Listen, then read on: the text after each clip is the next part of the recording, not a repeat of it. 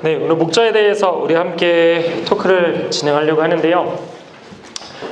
다들 그래도 아까 역할도 너무 괜찮았던 것 같아요. 진짜 한 분 한 분 재밌게 잘 준비해 주셨고 또 각자 역할들 잘 수행해 주셔서 감사합니다.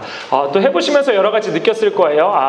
이상적인 거는 이거였지. 근데 또 실제 현실적인 건 또 잘 되지 않구나. 아니면은 현실적인 건 이건데 생각보다 또 잘 되네? 라고 하는 것까지 역으로도 또 한번 여러 가지를 경험하셨으리라 생각되어지는데, 그러면서 목자 참 인도하는 게 때로는 쉽지 않구나 라는 것도 아마 느껴봤을 것 같아요. 예비 목자 아까 또 이야기했는데 OW 중에 찬양하는 거 한번 해보려고 했는데 또 이것도 쉽지 않고 목자도 똑같은 마음이겠구나 이런 생각을 아마 하지 않았나 생각해 보는데, 혹시 이 자리에 목자 있나요? 제가 알기로 지금 있는 게 산나, 그지? 우리 산나가 목자로 섬기고 있는데 우리 산나에게 우리 또 격려의 박수 함께 해주면 좋겠습니다. 네. 우리 또 산나가 너무 고맙게 이번 연도부터 목자로 또 함께 섬겨줬어요. 그래서 지금 이렇게 입문반은 하진 않았지만 아까 전에 그런 이야기를 했었는데, 입문반을 하면 무조건 목자가 된다 이렇게, 아니면 입문반을 하면 목자로 권해진다 이렇게 막 이야기하셨는데, 안 해도 목자로 세우기도 합니다. 저렇게. 네, 그래서 꼭 이걸 한다고 목자로 무조건 세워지는 것도 아니고, 입문반 또 안 했다고 무조건 목자가 안 되는 것도 아니에요. 그래서 나중에 또 기회가 되면 듣는 것을 또 수료하는 것을 독려하고 있기는 한데요. 오늘 목자에 대해서 이 시간 정춘의 목자에 대해서 함께 이야기를 함께 나누고자 합니다. 목자의 역할은 무엇이고 또 목자는 누구이고 또 목자를 어떻게 섬길지, 이런 것들을 오늘 이렇게 나누고자 하는데요. 우리 앞에 있는 내용 조금 길긴 한데 우리 다 같이 같은 목소리로 우리가 한 목장이 돼보는 거예요. 그래서 같은 목소리로 같이 읽어보도록 하겠습니다. 시작! 청춘의 목장은 최소 단위 영적인 가족이다. 형제 자매들이 서로 섬기고 돌보며 한 몸을 이루며 그리스도의 사랑을 전파한다. 영적으로 어린 신자들은 목장의 보살핌과 인도를 통해서 성장한다. 청년의 때를 튜닝하기 위해서 목장은 반드시 필요한 요소이다. 혼자 떨어져 있는 장작의 불은 금방 꺼지지만 함께 묶여있는 장작의 불은 쉽게 꺼지지 않는다. 네, 목장에 대한 우리 이야기인데요. 여기에 이제 왜 목장을 해야 되는지, 그리고 그러니까 해야 되는 이유, 또 어떻게 해야 되는지, 구성은 어떻게 되는지, 이런 것들이 나와 있습니다. 그래서 목장은 우리 공동체, 청춘 공동체를 이루는 최소 단위에 뭐라고 나와 있죠? 영적인 가족이다 라고 하는 거, 이 부분에 좀 집중해 보면 좋을 것 같아요. 그리고 아버지 대신에 하나님 아래에 10명 내로 하는 것을 우리는 조금 이제 권장하고 있습니다. 그래서 결국 청년은 새신자가 계속해서 오고 있잖아요. 그리고 재적은 쌓여만 갑니다. 우리가 한 달 안 나온다고 하면 이 사람 재적에서 빼고 막 이러진 않아요. 한 달 안 나왔으니까 너는 다시 새신자 이렇게 하진 않잖아요. 좀 기다려주고 이렇게 가잖아요. 그렇기 때문에 계속해서 재적은 쌓여져 가요. 그렇다 보니까 목장의 인원이 10명이 넘어가기도 합니다. 그렇다면 10명 이내가 되려고 하는 이유는 뭘까요? 왜 10명 이내여야 될까요? 아까 해보셔서 조금 아시겠지만, 만약에 아까 전에 여기 아까 6분이 나와가지고 이렇게 막 밥 먹으러 가자 이렇게 하자 했는데 아웃팅 정도는 좀 괜찮을 것 같아요. 10명 정도 돼도. 근데 아까 전에 5W 하는데 한 15명 이렇게 앉아가지고 자, 한 명씩 우리 찬양해 봅시다, 뭐 해봅시다 하면 나눔이 잘 이루어지지 않겠죠. 15명의 나눔. 아니면 누군가는 아무 말도 안 하고 가만히 있을 수도 있겠고. 그래서 원활한 나눔이 진행되어지지 않기 때문에 대략적으로 7명 내외 그리고 10명 이하를 가장 좀 좋은, 선호하는 그래도 목장이라고 이야기하고 있는데, 결국 이렇게 되려면 목자가 세워져야겠죠. 목자가 많이 세워져야 그 목장을 이룰 수 있을 테니까요. 그래서 10명 내외 형제자매들 서로 섬기고라고 되어 있습니다. 여기 목자가 섬기고라고 되어 있진 않아요. 서로 섬기고 돌보며 한 몸을 이루어 그리스도의 사랑을 전파한다. 그리고 혹시 그 안에 영적으로 어린 신자들은 목장의 보살핌과 인도를 통해서 같이 성장한다. 그리고 마지막에 써있죠. 혼자 떨어져 있는 장작의 불은 금방 꺼지지만 함께 묶여있는 장작의 불은 쉽게 꺼지지 않는다. 가끔씩 그런 이야기 해요. 저는 교회에 혼자 다니려고 합니다. 그래서 목장에 들어가는 게 아니라 그냥 대예배에 혼자 나가겠습니다. 그래서 그렇게 나간다고 구원 못 받고 이런 건 아니겠죠. 당연히 구원 받지만 그렇게 혼자 생활할 때는 우리가 신앙에 있어서도 슬럼프가 때로는 생기잖아요. 내가 열심히 은혜 받고 막 이럴 때도 있지만 때로는 너무 힘들어서 때로는 그리고 악한 마귀는 그렇게 혼자 있는 사람들을 계속해서 노리고 유혹하거든요. 예배 가지 마. 조금 흔들리는 거야. 그럼 안 가는 거죠, 그냥. 누가 아무도 뭐라고 하지 않으니까. 많이 쉽게 꺼질 수 있는 거죠. 쉽게 흔들릴 수 있는 거죠. 하지만 나의 영적인 공동체가 있으면 그렇게 흔들릴 때 좀 그래도 건강했던 사람이 때론 도와주기도 하고, 내가 힘들다가 다시 회복되어지면 내가 또 남을 돌보기도 하고, 그렇게 같이 함께 도와주는, 함께 섬기는 공동체가 될 수 있다. 그래서 좀 더 건강한 신앙생활을 할 수 있기 때문에 우리가 함께 목장을 이 시스템을 같이 나아가고 있습니다.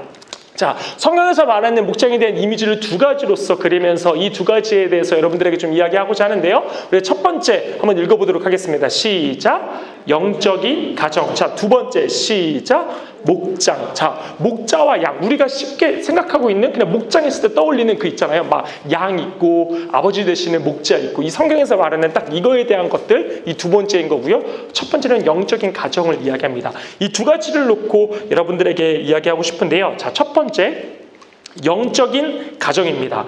자, 영적인 가정이라고 했어요. 한마디로 목장이라고 하는 건 그냥 단순히 소그룹이 아닌 거예요. 그러니까 그냥 소그룹이랑 목장이랑 뭐가 달라? 라고 말할 수도 있어요. 뭐 똑같이 5명 모이면 그 목장 아니야? 예를 들어서 아까 전에 지금 여기 조 5명 모여서 목장 모임 하셨다 그랬잖아요. 근데 뭐 이런 모임이 아니라 동아리처럼 모인 거야. 뭐 누구누구 모여가지고 나눴어. 그게 그러니까 그것도 목장이라고 할 수 있지 않아? 라고 말할 수 있는 거죠. 아니면 다르게 모인 거, 그 소그룹도 다 목장이라고 할 수 있지 않아? 라고 할 수 있지만, 엄밀히 말하면 여기서 말하는 목장은 가정을 이야기하는 거예요. 영적인 가정. 우리가 함께 가족처럼 생각하면서 서로 도우며 나아가는 것. 이것을 말하는 게 목장인데, 한마디로 가정 안에 누가 있죠? 그러면 우리가 생각할 때 가정에 누가 있나요? 구성원 누구 있죠? 아빠, 또 엄마, 또 자녀들이 있겠죠. 자식들. 예, 그래서 뭐 아들, 딸, 뭐 많으면 뭐 3명, 4명 그렇게 되겠죠. 그게 구성원이잖아요, 영적인. 그래서 사실 이걸 무슨 소리지? 네, 이 영적인 가정이라고 하는 것을 마음에 좀 새겨둘 필요가 있는데, 영적인 가족이라고 진짜 생각한다면 우리의 목원을 대하는 모습이, 목자를 대하는 모습이 조금은 달라질 거예요. 그냥 소그룹이라면, 그냥 공동체라면 막 대할 수 있어요. 그냥 막 편안하게 막 그냥 생각할 수 있죠. 그런데 만약에 이걸 가족이라고 생각한다면, 이게 진짜 우리 가족이라고 생각한다면, 예를 들어서 누가 한 명이 마음에 안 들어. 얘 우리 목장에서 빼주세요라고 할 수 있을까요? 한번 보세요. 내가 우리 집에서 내 아들이 마음에 안 들어. 얘 우리 아들 그냥 빼주세요라고 할 수 있나요? 내 아들이잖아요. 그렇게 뺄 수 없잖아요. 아니면 내 아빠가 있어. 우리 아빠가 마음에 안 들어. 그러면 우리 아빠 빼주세요. 저 다른 아빠한테 갈게요 라고 할 수 있어요? 쉽게 할 수 있어요? 아니, 가능성은 있겠죠. 아예 없진 않겠죠. 실제로 그런 일도 있으니까. 근데 쉽게 할 수 있을까요? 과연? 내 아빠 좀 바꿔주세요. 내 아들, 내 딸 좀 바꿔주세요 라고 쉽게 말 못하잖아요. 네. 근데 우리는 과연 우리의 목장을 어떻게 생각하고 있나요? 아, 이 사람 마음에 안 들어. 아, 빼주세요. 옮겨주세요. 혹시 이렇게 쉽게 생각하고 있지는 않나요? 우리의 이 공동체는, 목장은 영적인 가정이라는 겁니다. 자, 그렇다면 우리 오늘 주제가 목자라고 이야기했잖아요. 목자는 이 가정 속의 구성원 중에 어디에 해당할까요? 어디에 해당할 것 같아? 가장. 또 어디에 해당할 것 같아요? 어디에 해당할 것 같아, 민준이는? 아빠. 가장. 또 어디에 해당할 것 같아요? 아빠. 또 현숙이는 어디에 해당할 것 같아?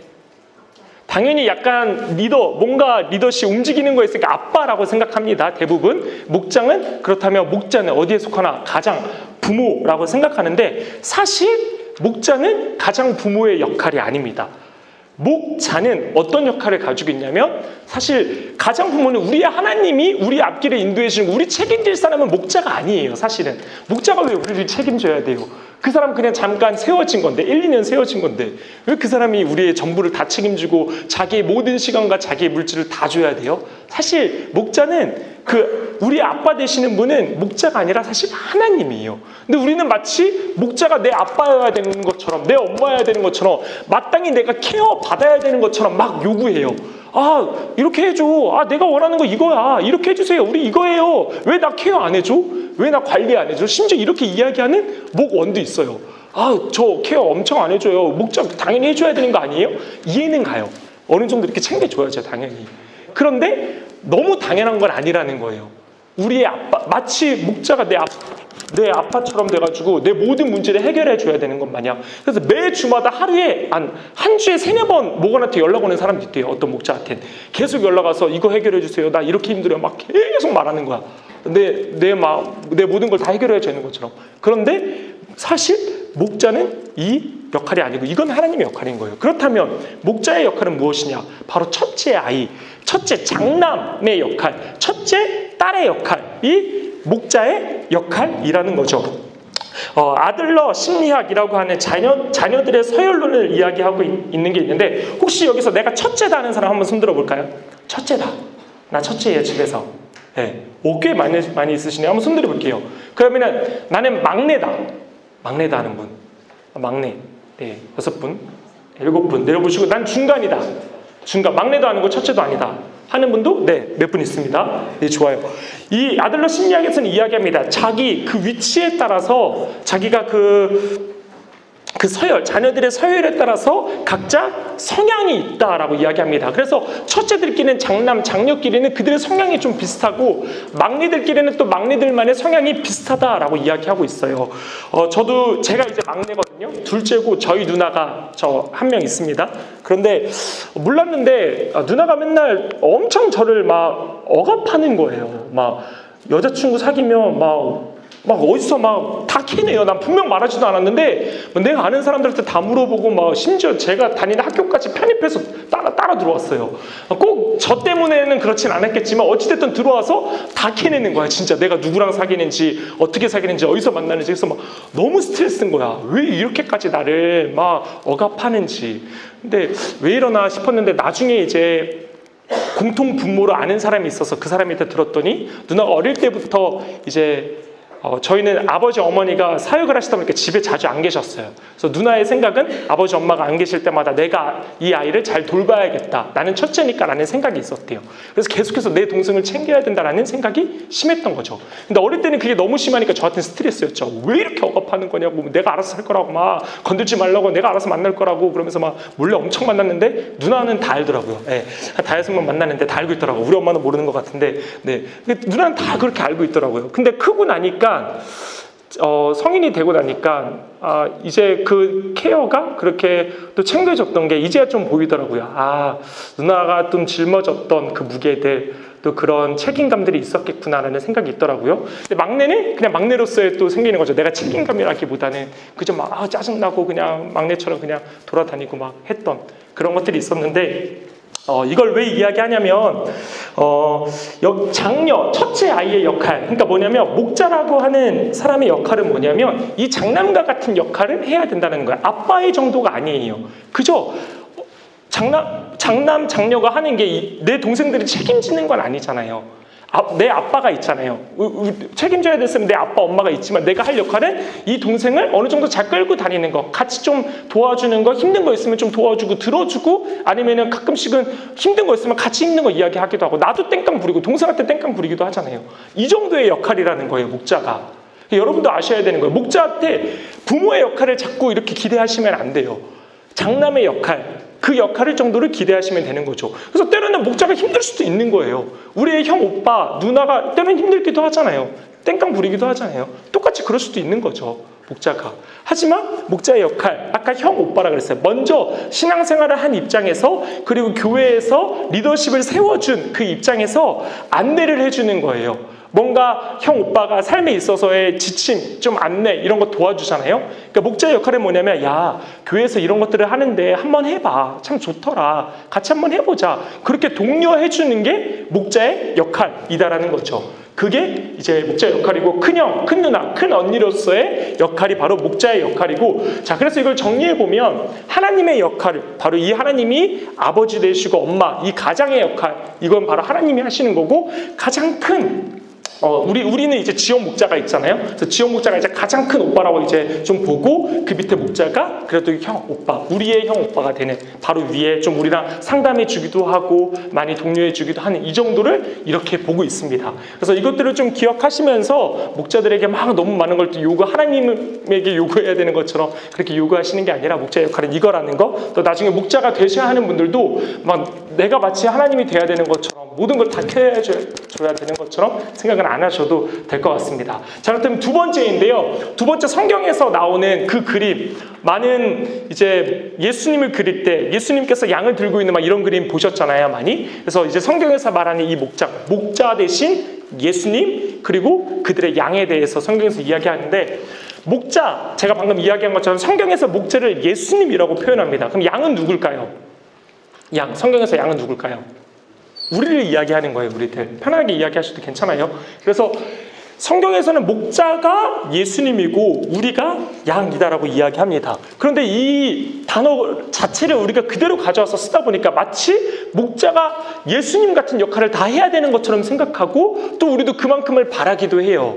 그래서 목자는 마치 예수님과 같이 영적으로 뛰어나야 되고 무언가 다 잘해야 되고 뭐 이끌어줘야 되고 이런 것처럼 생각하는데, 사실 단어만 그렇게 쓸 뿐이지 그런 역할을 하는 건 아닌데, 이거를 좀 잘 설명해 줄 수 있을 만한 한 예화가 있어서 이걸로 좀 설명을 드리려고 하는데, 혹시 그때 보더콜리 키운다는 분 어디 계셨죠? 지금 보더콜리 한 몇 개월 정도 됐어요? 5개월째. 지금 요즘 혹시 훈련 어떤 훈련 하고 있나요? 앉아 잘 안 나요? 네. 그럼 혹시 큰 보더콜리도 있나요? 지금? 지금 근데 5개월인데 되게 커가지고. 네. 엄청 막 한 애기인데 애기였는데 4개월째도 적당히 컸는데 한 달 지나니까 갑자기. 쑥쑥 크고 있는. 커가지고. 그 보더콜리의 마지막 목표가 뭐예요? 가르침에 있어서의 목표가 혹시? 몸 건강하게 우리 현장 나가는 거. 어디 나가는 거? 우리 현장 현장이 2021년 네. 12월까지인데 네. 그 강아지가 우리 현장에서 아프지 말고 다음 현장으로 이제 또 나가거나 누가 데리고 갈 때 건강하게. 그러면 그 현장에 가서 보더콜리가 하는 뭐가 있나요? 아니면 그냥 거기서 그냥 누가 키우는 거예요? 애완동물로 키워주구나. 여기 이제 보더콜리가 애완동물로 키워서 약간 아쉽긴 한데, 원래 보더콜리의 역할이 있어요. 여기 맞아요. 양치기 개가 바로 보더콜리예요. 방금 이야기했지만 5개월 됐다고 했는데 되게 똑똑한 개가 바로 보더콜리거든요. 보시면 성경에서 목자는 예수님, 그렇다면 우리는? 이라고 이야기했는데, 양치는 게 보더콜리라고 하는 게 있는데, 이걸 잠깐 설명해 드리기 위해서 영상을 하나 보여드릴게요. 한번 틀어주세요.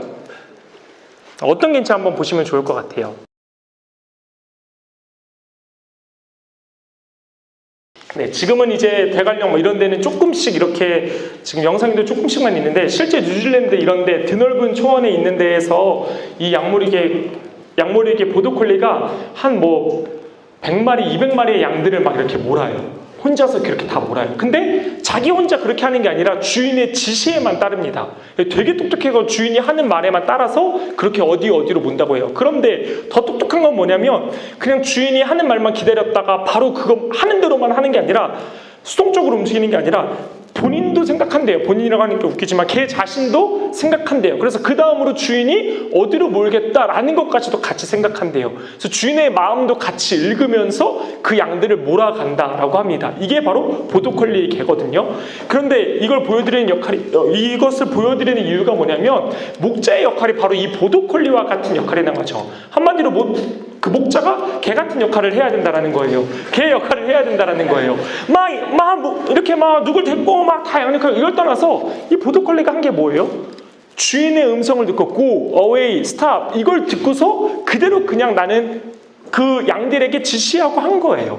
그러니까 보더콜리 목자의 역할이 뭐냐면, 하나님의 음성을 듣는 게 첫 번째인 거예요. 목자의 역할은 주인의 음성을 들어야 되는 거죠. 그래서 영적으로 먼저 민감해야 돼요.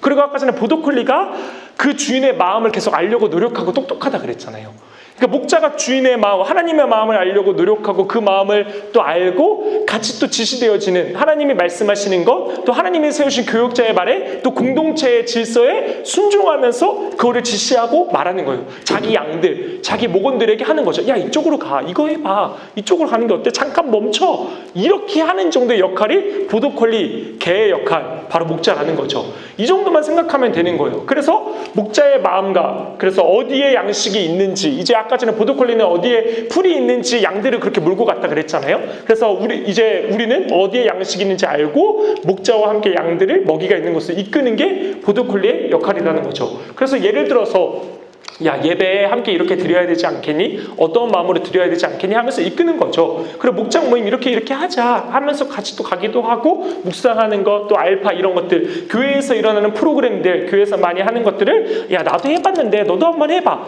도전해주고 이끌어주는 거죠. 내가 참여하는 것 아니고 내가 막 다 이 사람을 케어해야 된다 이 정도가 아니고, 응원해주고 함께 체험해봐라 라고 또한 말해주기도 하고. 그래서 제자훈련, 뭐 아니면 소명, VFS 이런 것들 다 프로그램들이거든요. 이런 것들 한번 참석해봐라 이렇게 먼저 이야기해 주는 거. 그래서 이런 것들을 소개하는 역할이 바로 목자의 역할이라는 겁니다. 그래서 이제 목자의 역할이 이런 것들, 목자가 막 모든 것들을 다 아빠처럼 해야 되고 이런 게 아니라 먼저 갔던 길을 소개해 주는 게 목자의 역할이라는 것들을 아셨으면 좋을 것 같아요. 그래서 여러분들이 좀 느끼기에 너무 목자 편으로 이야기하시는 거 아닌가, 우리 목자는 진짜 아무것도 아닌데, 아무것도 안 해주는 것 같은데, 나한테 뭐 관심도 안 가져주는 것 같고 연락도 한 번도 안 하는 것 같고 이런 것 같은데 라고 생각할 수 있지만, 사실 목자로 선 것 자체부터가 어떻게 보면 참 감사한 일이죠. 우리 청년교회가 2018년도에 비해서 2019년도에 약 20명 정도의 목자가 더 섰어요. 만약에 그 목자들이 서지 않았더라면 여러분들의 목장은 지금 20명 이상이 됐을 겁니다. 그런데 그 목자들이 섰기 때문에 우리 모임 자체가 지금 이루어질 수 있는 거예요. 사실 제가 아까 여기 산나에 있었는데 산나한테 전화했어요. 산나야, 2019년도 너가 목자 서줬으면 좋을 것 같아. 그렇게 해서 쓴 거예요. 자기도 얼마나 부담됐겠어요. 나 그냥 목원으로 있고 싶은데 왜 이 시기에 전사한테 전화 와가지고 얼마나 그런 생각이 들었겠어요. 하지만 누군가가 서야 한다니까, 그 누군가가 그래 내가 순종해보자 하는 마음으로 선 거거든요. 2019년도 언제까지 목원으로만 있는 게 아니라 부족하지만 그래 서보자 라고 한 거죠. 그리고 자기도 훈련 받아야겠다 하고 이 자리에 온 거겠죠. 그래서 이것만으로도 참 진짜 고마운 거죠, 목자한테는. 그래서 그런 것들을 좀 기억하시고 아셨으면 좋겠고, 목자들이 사실 그냥 되는 게 아니거든요. 매 달마다 있는 목자 교육도 나와야 돼요. 목자 MT도 오라 그래요. 또 목자 뭐 회의할 때 그것도 오라 그래요. 막 해야 될 것도 되게 많아요. 뭐 가끔씩 뭐 부탁하기도 하고 뭐 보고서 내라고도 하고 막 알게 모르게 하는 거 엄청 많거든요. 근데 이런 게 우리 목자들 충분히 마땅히 어떻게 보면 응원 받아야 될 게 목자들이거든요. 그래서 그 목자들의 마음을 한번 생각해 보시고 좀 그들을 응원해 주고, 아까 전에 예비 목자 대복이 한 조가 어디였죠? 여기였죠. 한번 모두가 한번 예비 목자가 내가 나만의 한번 미션을 해보셨으면 좋겠어요. 목장에 가서 내가 알게 모르게 아무도 모르게 예비 목자 역할을 한번 해보자. 내가 한번 목자 한번 도와줘 보자. 이런 마음으로 같이 한번 목장을 만들어 가신다면 참 좋을 것 같습니다. 오늘 우리 함께 나눌 때 이 두 가지를 함께 나누고자 하는데요. 이 두 가지를 같이 생각해보고 나눴으면 좋겠습니다.